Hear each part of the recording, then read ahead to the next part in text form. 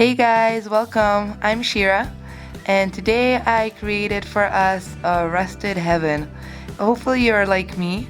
I absolutely adore rust. I really like how it looks, how it feels, the old vintage wear and tear feel and look of everything. And inside the video I'm going to show you how to create a homemade rust paste and also a patina paste. Hopefully you guys will like it, so be sure to let me know.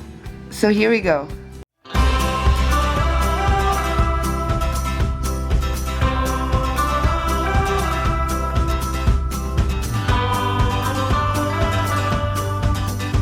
Okay, so let's get started. I'm starting here with a really simple wooden base, and what I want to do, because the surface is so smooth, is to add some texture. I'm doing it here with some gauze that I have laying around, but you can definitely do it with cheesecloth or mesh of some sort, or lace, whatever you have. What I'm doing is just building my layers. As you can see, I'm distorting the gauze and the thread counts just to make it more interesting. And instead of gluing it with gel medium first, I'm just going through with my black gesso just to save off time. And also it works great. By the way, if you don't have black gesso, just use whatever cheap acrylic paint you have and add some good gesso to it. You really need like half a teaspoon and you have great colored gesso. So in some areas I'm just doing one layer, and in other areas I'm building up the layers just to make it more interesting and more textured. And I'm going to do it all over the piece, because I want to go with the homemade rust paste later on, and it works much better when the surface is textured rather than smooth. So I'm just doing the same thing I did before, only I'm just going to do one layer all around.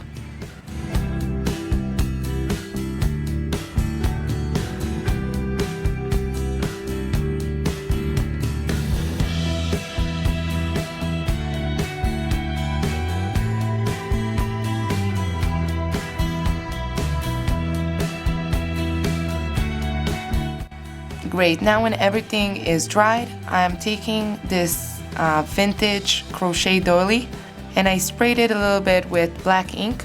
Didn't work completely, as you can see, it's gray. So I'm gluing it down with tacky glue. You can use whatever you have. And also, I'm going to add some hot glue dots here and there, just to speed up the process. I do not recommend working only with hot glue, just because I don't feel it's really strong and long lasting, but it does speed up the process, so it is convenient to add. Now I'm adding some black gesso on top, just to blend it more with my background. And after it's dried, we can move on to add some color. So to do that, I'm using the Folk Art metallic acrylic paints. They're really nice, really shimmery.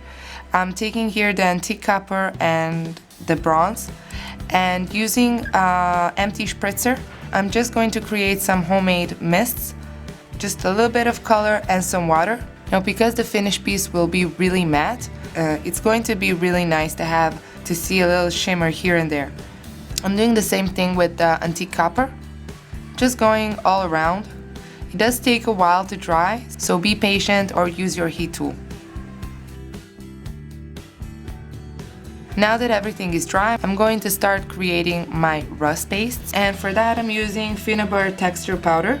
You can also use the magic powder by 13 Arts, the Polish company, and I suspect you can do it with plaster of Paris or Grunt as well. I'm going to check that out. I was thinking about it while working. It does feel the same. So I'm going to create lowlight, midtones, and highlights. And for my lowlights, I'm going to use raw amber, which is a type of brown, like a warm brown. And what I do is just I mix the paint with the powder, and that will give the paint some body and some texture. It will make it much more thick, much like a paste. Now, to add some more texture to it, I'm taking some kids colored sand and add it to the mix. That will give it some more of the grainy texture rust has, so that is really nice. I'm going to do the same thing with my midtones and the highlights. For the midtones, I'm using the burnt sienna, which is more of a terracotta color, almost like a reddish brown color. And for the highlights, I'm using the raw sienna. Which is more of a mustardy, yellowish, brownish color. And I'm doing for all three of them the same with the powder and the colored sand. Now to test my paste, I'm just going through over a stencil. Notice that I do try to take a little bit of each color together just to make it more authentic and more natural.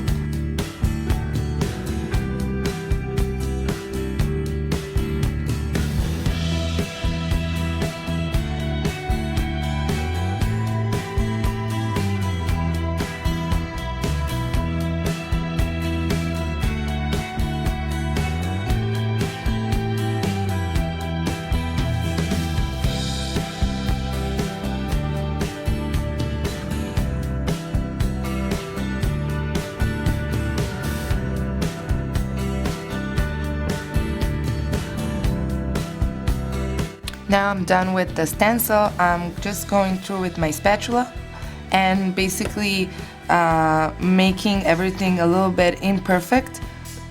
I see that it doesn't work that well, so I'm going to switch to a brush and brush my paste all around. At this point, I'm just starting with my corners, because to really build up the color, I'm going to do after I will glue and design my focal point.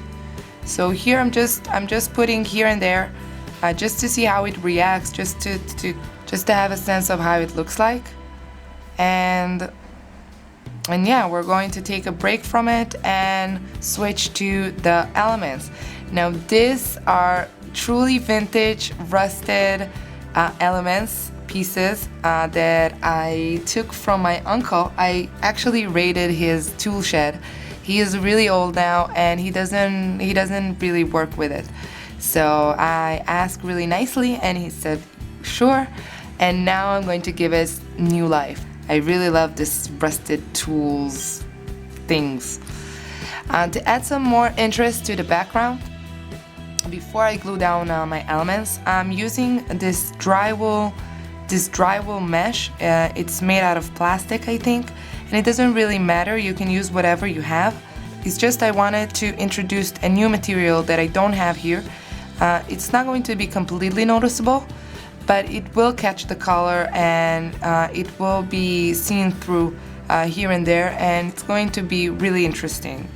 So I really like working with different materials in projects like that. Now to glue everything down, I'm using the 3D matte gel, and I have to tell you that this is not my favorite medium. For some reason, when it dries milky and not completely clear. I don't know if it's because it's matte or maybe mine is not that good, but yeah, so I'm not a huge fan, but it does serve the purpose of gluing really heavy things down. So that's why I use it here. Another reason why I really like working with gels and not with a hot gun. I know a lot of people like working with hot glue because it's so convenient that it dries in seconds. First off, the gel after it dries, it's really strong. It will not go anywhere. But more importantly, when I design something, usually it takes me a while, and I like to move things around and add stuff. So while the gel takes longer to dry, the plus side is that we can move things around and we can play with the design. So that is something that I really enjoy.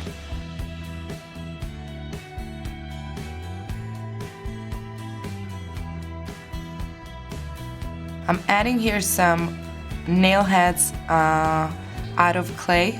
I have this really nice mold with all different nail heads, and I really like adding it to altering projects like this when it's industrial, steampunk, rusted.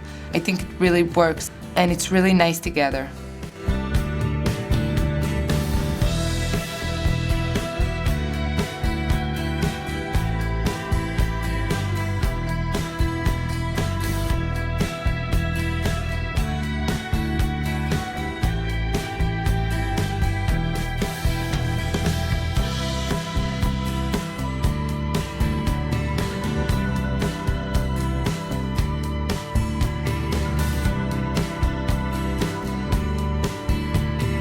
And now when I'm happy and done with the design, I'm just taking the paste that I made before and going through everything a bit more roughly than before. I'm going over the elements as well, even though they're naturally rusted. My pastes are a little bit more vibrant, so I'm going over them a little bit as well. And as you can see, I'm just going all around. So because the surface is all textured with the gauze, I can add the paste really easily and it really looks awesome. I work here mainly with the low light and midtones and just going all around.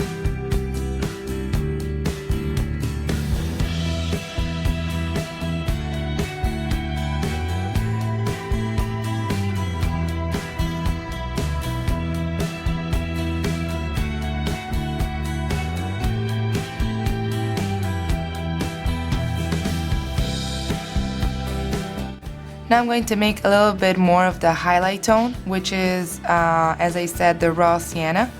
And just going really roughly all over, especially trying to touch all of the raised surface. This is going to really make it feel a little bit more authentic, because to get this really deep, interesting look, we always need highlights and lowlights.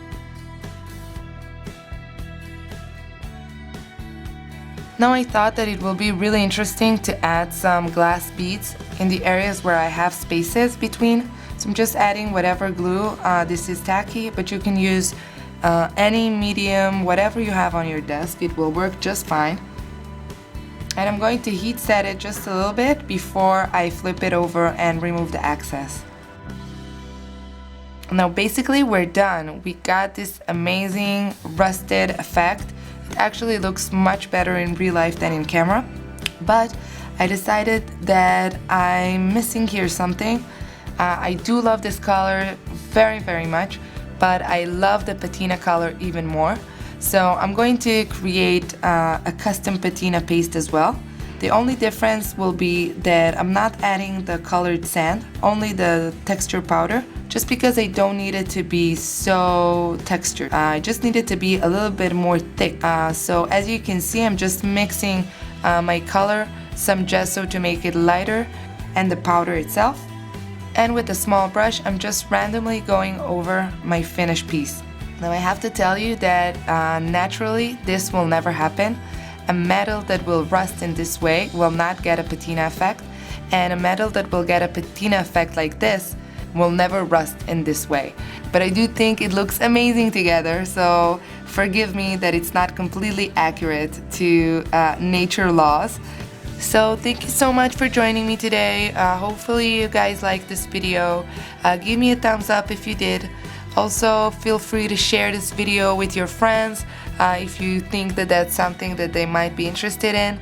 And don't forget to leave me a comment in the comment section. I would love to hear from you. So have an amazing weekend. I'm sending you lots of kisses, and I'll see you guys soon. So bye!